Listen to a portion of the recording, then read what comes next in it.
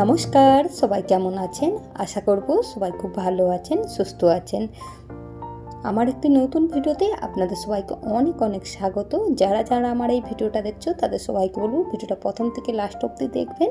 আর ভিডিওটা যদি ভালো লাগে আমার চ্যানেলটাকে সাবস্ক্রাইব করে নেবেন, ভিডিও নিচে একটা করে লাইক কমেন্ট করে দেবেন।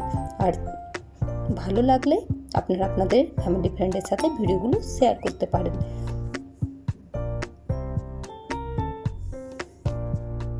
আজকে শেয়ার করছি কন্টেনার রোল। এটা মূলত চিকেনের কিমা দিয়ে হয়, কিন্তু আমি আজকে সয়া কিমা দিয়ে বানাবো। অনেকে আছে চিকেন খায় না, কিন্তু সয়াবিন এগ এগুলো খায়।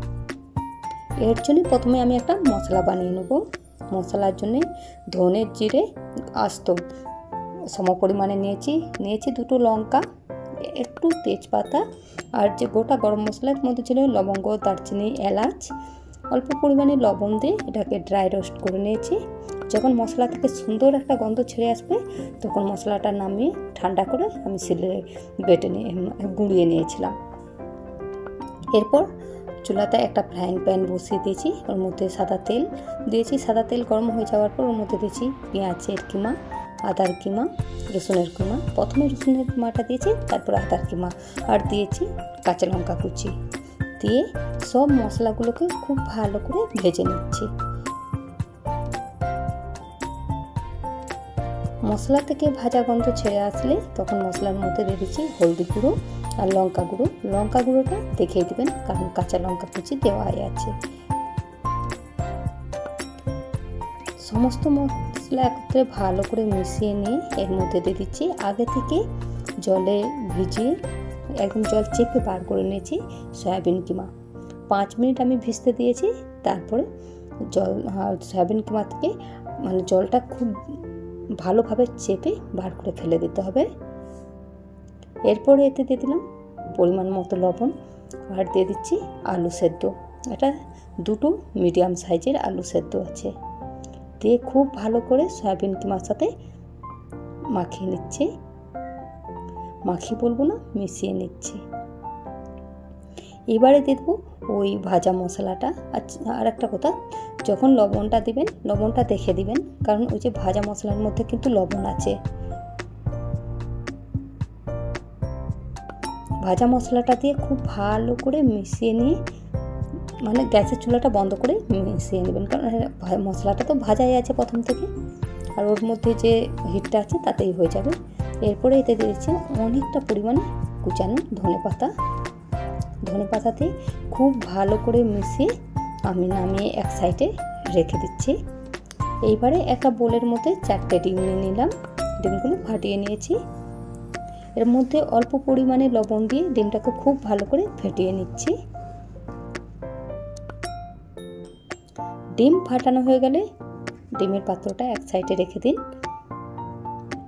এরপরে আর একটা পাত্র নিন। এই পাত্রের মধ্যে 3 চামচ ময়দা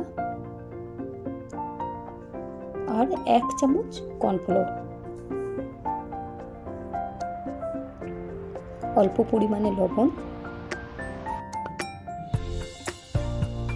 আর অল্প পরিমাণে, এটা অপশনাল, চিলি ফ্লেক্স থাকলে দেবেন, না থাকলে দেওয়ার দরকার নেই। আর অল্প পরিমাণে দিয়ে দিলাম গোলমরিচের গুঁড়ো। একটু একটু করে জল দিয়ে একটা না মোটা না পাতলা ব্যাটার বানিয়ে নিচ্ছি, একটা ঠিক ব্যাটার। দেখুন সব কিছু রেডি হয়ে গেছে। এরপরে চুলাতে একটা প্যান বসিয়ে প্যানের মধ্যে এক হাতা করে ডিম দিয়ে, ডিমের যে গোলাটা দিয়ে গোল করে যে অমলেট হয় অমলেট বানিয়ে নিন। এবারে ওই অমলেটের উপরেই যে পুরটা বানানো ছিল সয়াবিন কিমার, সেই পুরটা দিয়ে, পুরটা একটু লম্বাটে দিতে হবে সিলিন্ডারের মতো, দিয়ে এবারে ডিমে রোল বানিয়ে নিন। আপনারা দেখেই বুঝতে পারছেন যে আমি কিভাবে বানাচ্ছি। এটা কিন্তু যারা একদম অভিজ্ঞ তারা এক হাতে করতে পারবে, আর যারা অভিজ্ঞ থেকেও আরও অভিজ্ঞ তাদের 2 হাতের দরকার পড়বে। যেমন আমি, বুঝতেই পারছেন আমি কি ভাষায় কথাটা বলার চেষ্টা করলাম। যারা পারবে না তারা 2 হাতে, আমার তো খুন্তি দিয়ে হচ্ছিল না, যার জন্য আমি 2টো হাতেই ব্যবহার করেছি। এইভাবে সব ডিম থেকে রোল বানিয়ে মানে ডিমের অমলেট বানিয়ে তার মধ্যে যে সয়াবিনের পুরটা বানানো ছিল সে পুরটা দিয়ে সুন্দর রোল বানিয়ে নিন। এবারে বুঝতে পারছেন তো কেন এটাকে কন্টেনার রোল বলছে।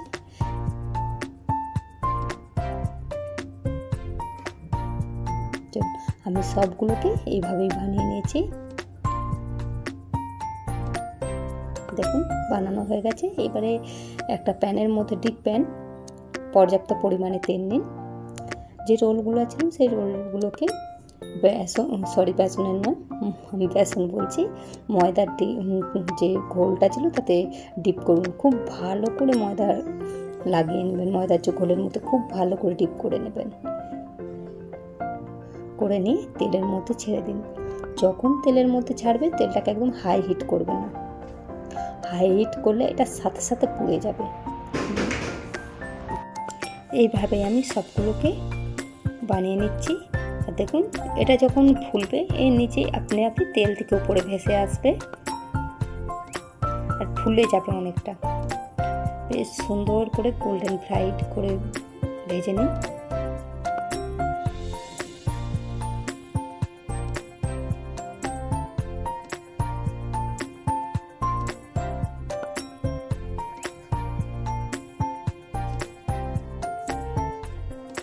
দেখুন সুন্দর ভাজা হয়েছে, আপনারা দেখেই বুঝতে পারছেন যে কতটা লোভনীয় হয়েছে।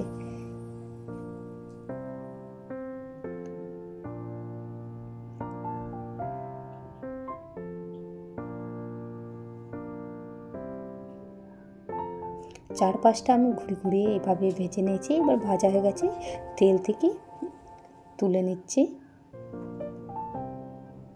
ছান্তায় রেখে এরকম নাচানোর কারণই হলো যে তেলটা যেন খুব ভালোভাবে ঝরে যায়। চলুন এবারে এটাকে আমি সস স্যালাড সহযোগে পরিবেশন করেছিলাম। ভিডিওটা যদি ভালো লাগে একটা করে লাইক কমেন্ট করে দিবেন।